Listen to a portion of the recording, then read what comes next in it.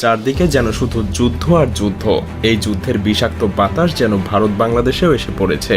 যে কোনো মুহূর্তে ভারত বাংলাদেশে আক্রমণ করতে পারে, কারণ সাম্প্রতিক সময়ে ভারতের সবচাইতে বড় মাথা ব্যথার কারণ হয়ে দাঁড়িয়েছে বাংলাদেশের রাজনৈতিক প্লট পরিবর্তন।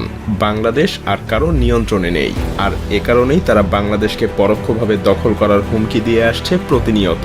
যদিও এগুলোকে রাজনৈতিক বক্তব্য বলেই উড়িয়ে দেওয়া যায়, কিন্তু আসলেই যদি ভারত এমনটা করার চিন্তা করে থাকে তাহলে কি পরিস্থিতি দাঁড়াবে? বাংলাদেশ কি পারবে পৃথিবীর চতুর্থ বৃহত্তম ভারতের মতো সামরিক দানবের মুখোমুখি হতে, নাকি নতুন আর একটা গাজায় পরিণত হবে? নাকি ভারত বাংলাদেশকে আক্রমণ করলে নিজেই বিভক্ত হয়ে যাবে, আলাদা হয়ে যাবে সেভেন সিস্টার? আজ চলুন সেই বিশ্লেষণই করা যাক।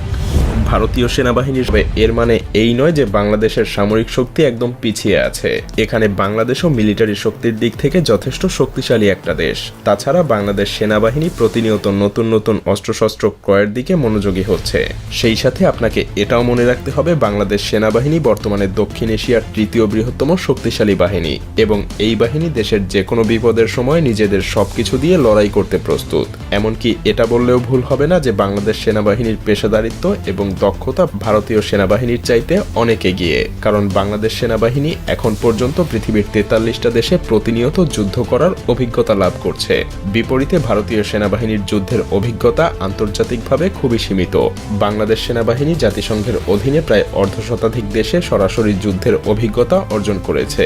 এতে তাদের দক্ষতা এবং অভিজ্ঞতা ভারতীয় সেনাবাহিনীর চাইতে অনেকটা বেশিই বলা যায়। তাছাড়া পেশাগত দক্ষতার পাশাপাশি বাংলাদেশ সেনাবাহিনী অত্যাধুনিক সমরাস্ত্র ক্রয়ের দিকেও ধাবিত হচ্ছে।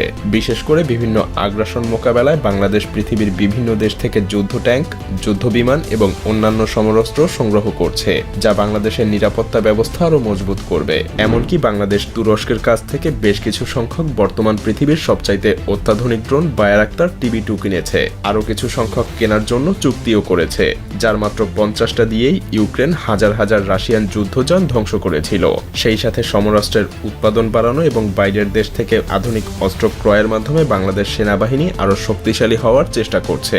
2030 সালের মধ্যে এই সমস্ত নতুন অস্ত্র বাংলাদেশ সেনাবাহিনীর বহরে যুক্ত হবে, যা বাংলাদেশকে এক নতুন উচ্চতায় পৌঁছে দিবে। তাছাড়াও বাংলাদেশের সেনাবাহিনীর কৌশলগত শক্তি বৃদ্ধি করতে সবচাইতে গুরুত্বপূর্ণ পদক্ষেপগুলোর মধ্যে একটা হলো অ্যাম্ফিবিয়াস ট্যাঙ্ক।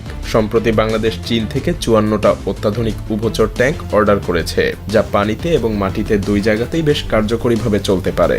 এই ট্যাঙ্কগুলো এমনভাবে তৈরি যা তীব্র স্রোতেও অনায়াসেই চলতে পারে। এগুলো বিশেষ ধরনের হামলা চালানোর জন্য অত্যন্ত কার্যকরী, যা বাংলাদেশের প্রতিরক্ষা শক্তি আরও মজবুত করবে। আর তাছাড়া চীন ভারতের কাছে এই ট্যাঙ্কগুলো বিক্রিও করবে না। তবে পরিশেষে আমাদেরকে একটা কথা মনে রাখতে হবে যে যুদ্ধ কখনো শান্তি বয়ে আনতে পারে না, কারণ ভারত যদি বাংলাদেশের উপরে আক্রমণ করে তবে হয়তো তারা দখল করতে পারবে না, তবে ধ্বংসস্তূপে পরিণত হতে পারে বাংলাদেশ। প্রাণ হারাবে হাজার হাজার লাখ লাখ মানুষ।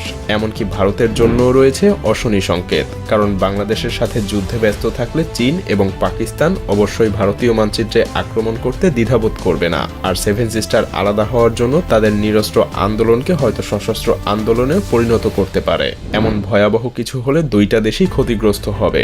আর তাই প্রতিবেশী দুইটা দেশের জনগণের উচিত এমন কোনো উস্কানিমূলক কার্যক্রম না করা যাতে দুই দেশের মধ্যে বন্ধুত্বপূর্ণ সম্পর্কের পরিবর্তে শত্রুতার সৃষ্টি হয়, কারণ এতে উভয় দেশই ক্ষতিগ্রস্ত হবে।